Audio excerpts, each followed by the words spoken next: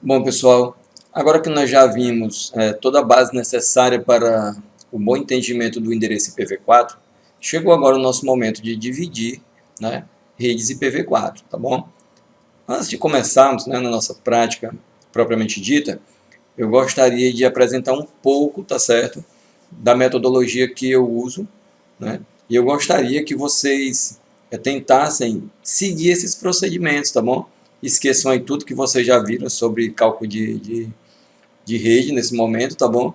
E vamos nos atentar para a minha metodologia. Bom, e ao final vocês decidem aí pelaquela metodologia que mais realmente você se adapta, tá bom?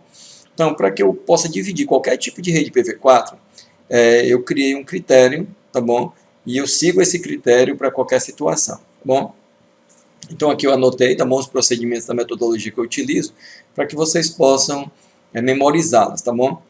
Então, sempre que você pegar uma questão envolvendo cálculo de redes IPv4, tá bom? Você vai fazer o seguinte, você vai esquecer todo o enunciado daquela questão, tá bom? Não se preocupe com o que a questão está te pedindo como resposta, e você vai focar no endereço IP que foi dado, tá bom? Naquela questão. Então, você vai esquecer tudo que está envolvido na problemática. Então, você vai aqui seguir esses passos. Ó. Passo 1, né? Independente do endereço IP já está ou não dividido em subrede, tá bom? Então não importa se você já pegou um IP que já tem uma máscara, tá bom? Que mostra para você que aquele IP já foi dividido, tá bom? Então esquece isso, não se preocupe com isso, tá bom? Sempre observe o primeiro octeto a ser calculado e descubra qual classe aquele endereço pertence se usarmos a máscara subrede padrão. Bom, quer dizer o seguinte, vamos supor que você pegou um endereço IP 192.168.0 alguma coisa, com máscara 255, 255, 255, 224, por exemplo. Bom, então ali você já sabe que esse 224 no final indica para você que esse IP já foi dividido. Aquele IP já faz parte de uma subrede. Bom, então você vai esquecer essa máscara, certo? Lembre-se que lá no comecinho eu falei que quando você altera a máscara padrão de um determinado endereço IP, esse endereço ele passa a não ter mais classe, tá bom? Então você vai fazer de conta que isso não existe.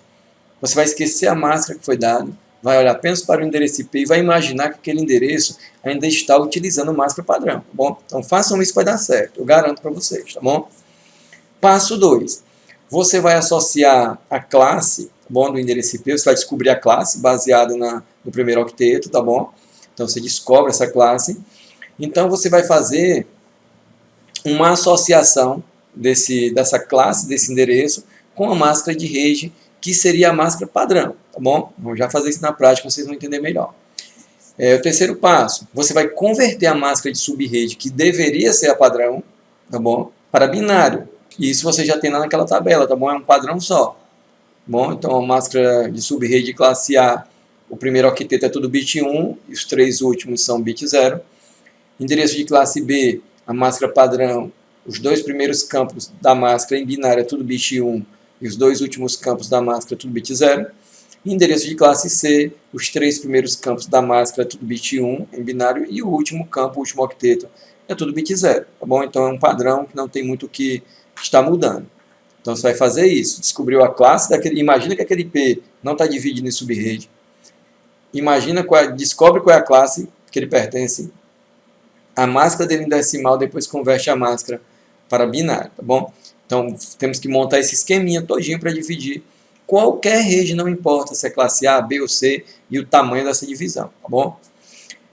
O passo 4, você vai usar uma tabelinha, tá bom? Com o valor de cada bit, que é aquela tabelinha que eu coloquei na primeira aula, onde nós temos o valor de cada bit que ocupa a posição 1, tá bom? Então, o primeiro bit vale 1, o segundo vale 2, o terceiro vale 4, o quarto vale 8, e assim sucessivamente, 16, 32, 64 e 128, ok?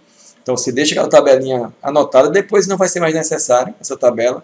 Eu tenho uma firme certeza que depois de algumas práticas, depois que vocês exercitarem algumas vezes, essa tabela já não vai mais ser necessária, ok? Então, vocês vão fazer isso já meio que no automático, porque vocês já pegaram a ideia, bom? E o passo 5, né? Montando esse esquema, tá bom? Vamos calcular, partir para o cálculo propriamente dito. Então eu coloquei aqui embaixo algumas problemáticas, tá bom? Para que a gente exercite o que eu estou dizendo, tá bom? A nossa primeira problemática ela vai pedir uma situação onde nós devemos dividir, tá bom? Um endereço IP que foi passado, é a rede 200, 100, 50, 45, em 8 sub-redes, tá bom? A nossa terceira problemática é calcule e descubra qual o endereço de rede e broadcast da seguinte rede, 192.168.0.146/26, que é que você percebe que a máscara, né, ela já vem alterada, tá bom? Porque no endereço de classe C, a máscara ela só tem padrão 24 bits, tá bom? 8 do primeiro octeto, 8 do segundo e mais 8 do terceiro, é um total de 24. Então, se nós temos 26 bits de valor 1, tá bom? Essa referência, né, notação CIDR, depois da barra, ela faz referência à quantidade de bits de valor 1 que tem na máscara, tá bom? E descubra, com base na combinação de endereço IP e máscara de subrede apresentado na situação 2, enquanto as subredes, o endereço IP de base foi dividido.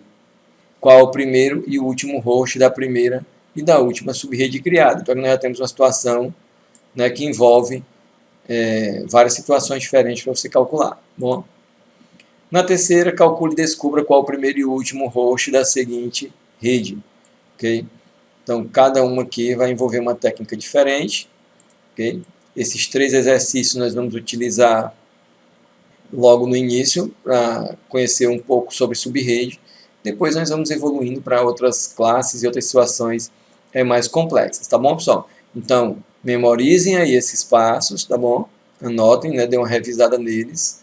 Tentem entender o que é que cada um deles está passando para vocês, né? Escutem novamente o que eu falei sobre cada item, né? Memorizem essas problemáticas e na nossa próxima aula nós já vamos resolver essa primeira problemática, tá bom, pessoal? Eu espero aí que todos tenham gostado. Memorizem esse procedimento. Eu aguardo vocês na próxima videoaula para a gente resolver essa primeira situação. Um grande abraço a todos e até lá.